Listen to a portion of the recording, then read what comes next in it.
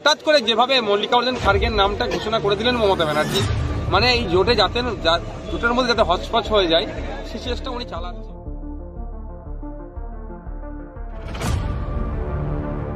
CM দেখছি, আমরা তো অপেক্ষায় আছি। বাংলার এই ধরনের মূল হোতা যারা বিভিন্ন দুর্নীতির সাথে, তাদেরকে কবে ডাকে কেন্দ্রীয় এজেন্সি?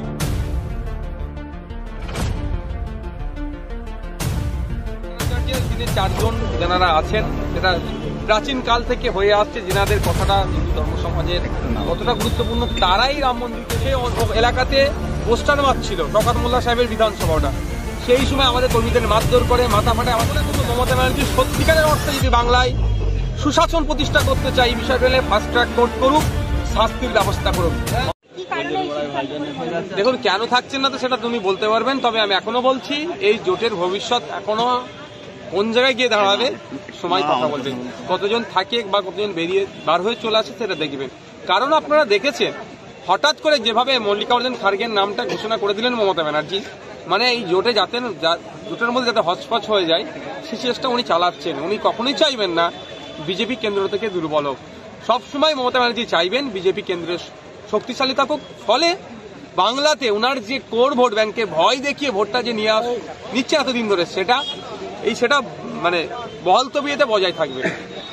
দিল্লির আবগারি দুর্নীতি মামলায় জিজ্ঞাসাবাদের জন্য কেজরিকে চতুর্থবার তলব ইডি, কি বলবেন এই বিষয়ে? আমি জানি না কেন তিনি একাধিকবার হাজিরা এড়িয়ে যাচ্ছেন।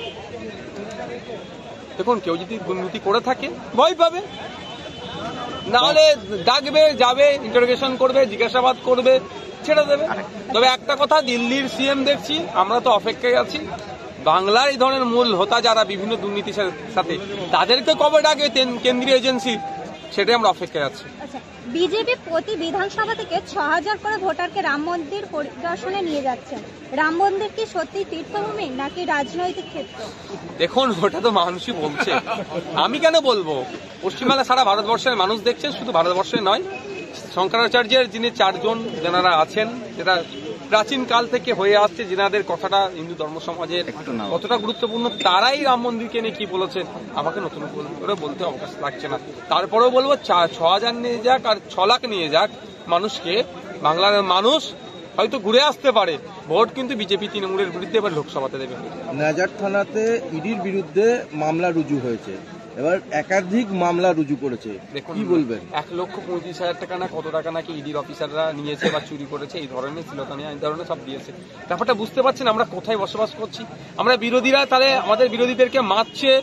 গত কয়েকদিন আগের কথা বলছি, কি অপরাধ ছিল, 21শে জানুয়ারি হবে, সেখানে ভাঙড়ের শওকত মোল্লা সাহেব যেখানে বড় বড় গণতন্ত্রের কথা বলেন, ওটা খড়গাছি শ্রীরামপুর, ওটা সেই এলাকাতে পোস্টার মারছিল শওকত মোল্লা সাহেবের বিধানসভাটা। সেই সময় আমাদের কর্মীদের মারধর করে মাথা ফাটে, আবার 3 জনকে অ্যারেস্ট করিয়েছে। এটা হচ্ছে এদের আসল চরিত্র। এরা সব সময় পুলিশকে কাজে লাগিয়ে ক্ষমতার অপব্যবহার করছে। ইডি তো যাচ্ছে যেখানে অবৈধ লেনদেন হচ্ছে সেটাকে উদ্ধারের জন্য, তারা নাকি 1,35,000 টাকা নিয়ে পালিয়ে এসছে বা এই ধরনের অভিযোগ। মাপতে পারা যাচ্ছে আমরা কোন রাজ্যে বসবাস করছি। যদি ইডি অফিসারদেরকে না ছাড়ে সাধারণ মানুষ যারা দুর্নীতির বিরুদ্ধে কথা বলা হচ্ছে, তাহলে তাদেরা কত সমস্যার মধ্যে আছে। আর আমরা যারা বিরোধী, মমতা ব্যানার্জির এই দলের যে চুরি দুর্নীতির বিরুদ্ধে কথা বললে, তাহলে আমাদেরকে কোন পরিস্থিতিতে রেখেছে একটু ভাবুন আপনারা।